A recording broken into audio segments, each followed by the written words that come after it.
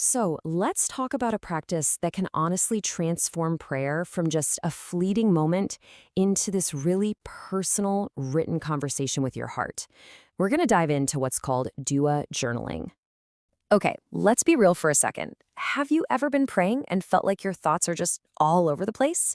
Your requests feel kind of vague, maybe even incomplete. I think we've all been there, that feeling that your heart has so much it wants to say, but the words just can't quite capture it all.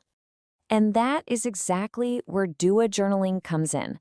Just imagine a conversation where you don't have to worry about perfect grammar or beautiful, eloquent words.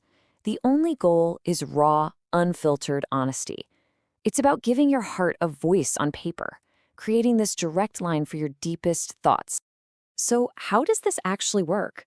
How does writing things down create a deeper conversation? Well, because this whole practice is about so much more than just writing. It's about really shifting the way you connect. First things first, this is not about replacing your verbal prayers. Not at all. Think of it more like a powerful supplement. It actually complements your spoken dua because it helps you untangle all those thoughts and really ground your heart before you even raise your hands to pray. But you might be wondering, why bother writing it all down? I mean, what are the real tangible benefits of putting pen to paper like this? Well, the first huge benefit is just clarity. The act of writing actually forces your heart to get specific. It helps turn those vague, cloudy wishes like, I just want to be happy, into real articulated needs like, I need help finding peace in the middle of this specific challenge. You have to find the words, and when you do, you find clarity. And what's really amazing is that your journal becomes this living record of your journey. Can you imagine looking back a year from now, reading about your past struggles in your own handwriting, and seeing these tangible patterns of your own growth? You'll see exactly how prayers were answered, often in ways you totally didn't expect. This written record also gives you a real sense of accountability. When you see your desires and your prayers right there in black and white, they feel more real. It's a powerful mental shift that can actually strengthen your commitment to take the actions that line up with what you're praying for. And maybe the most beautiful part of all, this practice builds such a profound sense of trust. Over time, you'll literally have a documented history of answered prayers. Seeing that tangible evidence helps cultivate this deep, unshakable faith in divine timing. You can see the proof that you're being heard. Okay, so this all sounds amazing, right? But how do you actually get started? Let's walk through step by step how to craft your very first entry.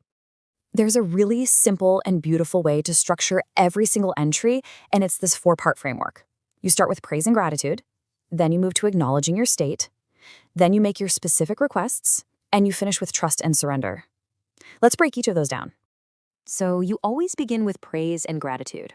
Before you ask for a single thing, you just start by acknowledging the source of all blessings. This really centers your heart and helps shift your perspective from a place of what you lack to a place of what you have.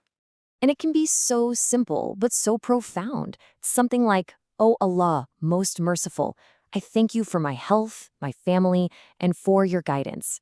It's all about intentionally recognizing the good that's already in your life. Okay, next up, you acknowledge your current state. And this is where that raw honesty really comes into play. The whole goal here is to write your reality just as it is. No shame, no sugarcoating. What are you actually feeling in this moment? This part definitely requires some vulnerability. You might write something like, I'm feeling so anxious about my career right now, and I'm uncertain about the future. My heart feels restless, and I'm really struggling with patience. Just naming the feeling can strip away some of its power and lets you present it honestly. So after you've laid out exactly where you are, you can then make your specific requests. This is where you use that clarity we talked about earlier, moving beyond those vague wishes to make really precise, heartfelt requests. So instead of just writing, help me with my career, you might write, oh Allah, please guide me to a path that feels fulfilling. Grant me the wisdom I need to make good decisions, and please give me patience while I wait for your plan to unfold. See how much more focused and powerful that feels? And finally, you close your entry with trust and surrender. After you've poured out your heart and made your specific requests, this last step is all about letting go. It's about consciously choosing to place your reliance on Allah's plan and His wisdom. The goal here is to really release that burden. You could write something like, I'm handing over all my worries to you. I trust that whatever you decide is what's best for me, and I'm seeking contentment in your timing. This is the step that brings that incredible sense of peace to your heart. Now, once you get this core structure down, you can start exploring some different techniques to deepen your connection and really make this practice a part of your daily life. Yeah, there are some fantastic ways to make this your own.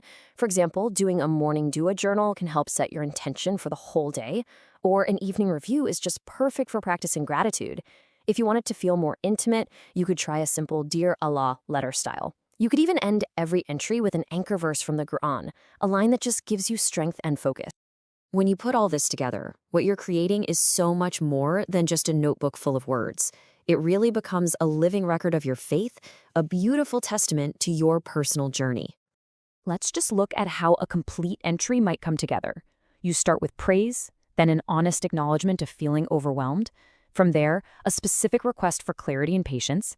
Then you surrender your worries, and finishing it off with a powerful anchor verse like, Allah does not burden a soul beyond what it can bear. It just makes it a complete, grounding conversation. So where do you begin? Here's a super simple action plan for this week. First, get yourself a dedicated journal. Second, just pick one personal struggle you want to focus on. Third, write one full entry using that 4-part structure we talked about. Fourth, end it with a Quranic anchor verse that gives you strength. And finally, just try to repeat this for 7 days and see how it feels. And we'll leave you with this one last question to think about as you get started. Forget about perfection. Forget about trying to sound eloquent. Just ask yourself, what is the very first thing your heart wants to write?